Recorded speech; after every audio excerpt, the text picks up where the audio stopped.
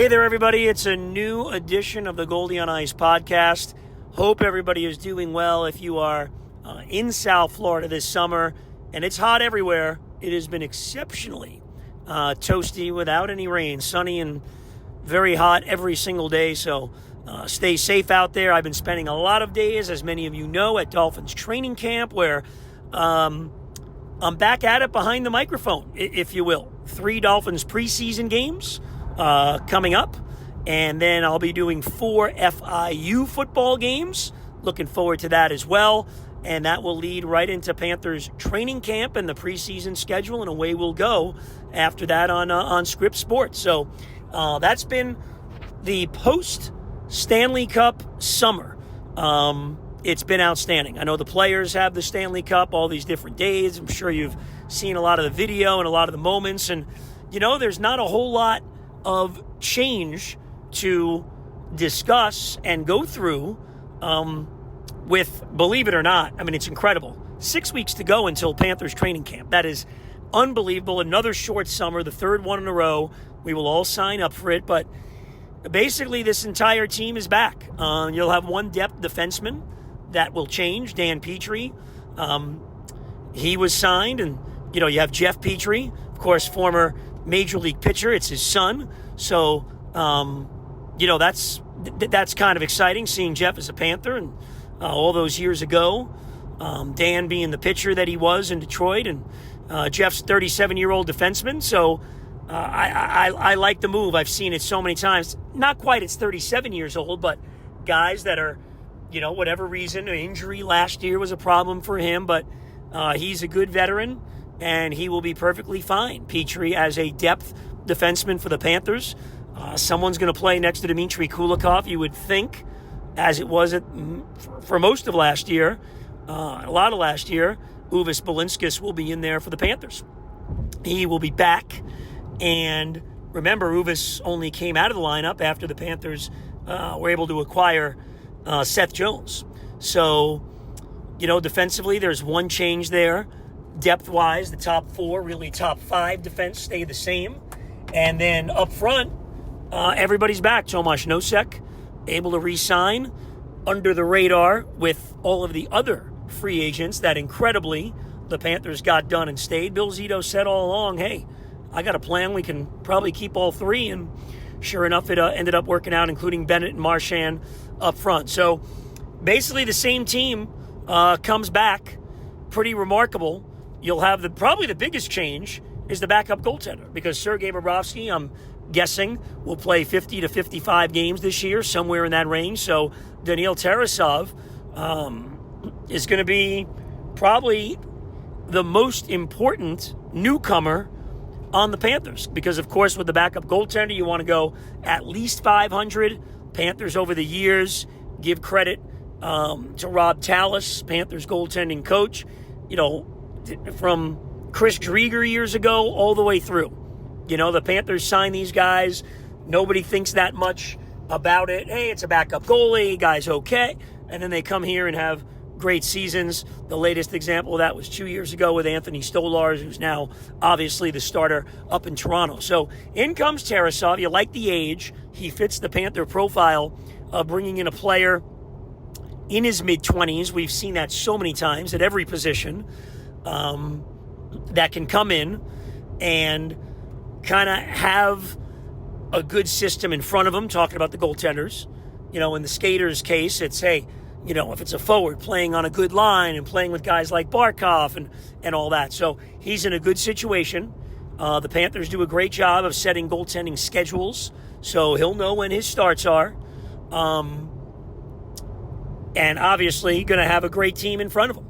Really good special teams, terrific top 4 defense, eating up most of the minutes on the blue line, and a team that does a very good job in front of its own net, and a team that does a very good job at puck possession. So the best defense is a good offense, and the Panthers certainly have that. So I think Tarasov, who, interestingly enough, and maybe this was a factor in it, we'll find out, I'm sure it was a bit, from the same hometown as Sergei Bobrovsky, grew up in a way idolizing Bobrovsky. He's had some real good games. Won a couple of years ago a great game against the Panthers because he gets jacked up when Bobrovsky's in the other net. Well, now we're going to have that every single day. for him to be pumped up because Sergei Bobrovsky's in the other net.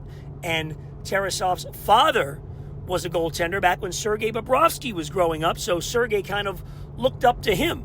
So you've got, generations between Sergei Bobrovsky and his new backup's family. So I think that's pretty fascinating. And like I said, whoever the backup has been over the years has really come in and done a great job. So, and I think a lot of that, some of it's, obviously a lot of it's that goaltender, talent level of that goaltender, and able to play well. You give most of the credit to the player, of course. And then it's the entire situation with the team in front of them, coaching, culture, and all those things. So that's going to be the biggest change for the Panthers.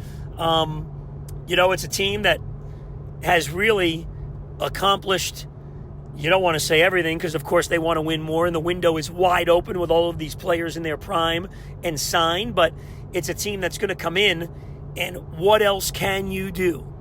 How hungry will they be to try to go for 3 in a row? And you're talking really now getting into rarefied air, which I think 3 in a row in today's NHL with salary cap and free agency and all those things, if they're able to win it, and again, you got months and months to have this debate, but it's the most impressive run since, and you fill in the blank. You would certainly say since the early 80s and the Islanders. I mean, the Oilers did win 4 out of 5 after the Islanders won the 4 in a row. But again, a different time with, salary cap and free agency being what it is. I mean, those teams back then in the 80s, no fault of theirs, but you knew your guys were coming back year after year. Now, this Panther team, due to obviously players being selfless, everybody taking a little bit less money to be here, and the Panthers front office, Bill Zito and the staff doing a great job managing the cap, able to get all that done so everybody knows now that everybody's back. But plenty of time to discuss that. But you look at this team, you look at what else is in the Eastern Conference, and it is amazing to say it, but right now, and again, it's August, but right now, all things being equal, you would have to put the Panthers as the favorite. I mean, put it this way. The last 3 years, okay, the Panthers, and I know the one series this year against Toronto went 7, and the first series when the run started 3 years ago went 7 against Boston, down 3-1, except for those moments. And the Boston series was 9 series ago in the conference. The Panthers are 9-0 in the playoffs in the Eastern Conference. They've, for the most part, won the conference final relatively easy. They've lost 3 total games in the Eastern Conference final in 3 years. Think about that. And the majority of their series have gone 5 or 6. And they've pretty much been in charge of all of them. And you can go back to all the different series, but, I mean, Carolina, who knows? Some people think they're the second best team in the Eastern Conference. The Panthers have won 8 out of 9 against them in the playoffs. You go to the Rangers. I mean, you go to that series, and again, totally different team now, but a couple of years ago, Rangers got a little lucky to have a 2-1 series lead. They kind of stole Game 3, and, even Game 2 went to overtime. Then the Panthers won 3 in a row and really played well in the key moments. And, you go to Toronto, the Panthers have beaten them twice. They've beaten Boston twice. They've beaten Tampa twice. Really remarkable what they've done in the Eastern Conference. And, again, a totally different year. You don't know what's going to happen with these teams as the year develops. But in the moments of truth, the Panthers have really done well inside the Eastern Conference. All right, well, listen, you know where to catch me if you want to watch some football. I got 7 consecutive games, 3 Dolphins games, 4 FIU games, and then I cannot wait to be back with you. I hope you enjoyed year 1 of our Panthers coverage on Script Sports. It was an amazing experience, I could tell you that. Great people to work with and work for, and we'll be back with you in short order with every game that we are allowed to do.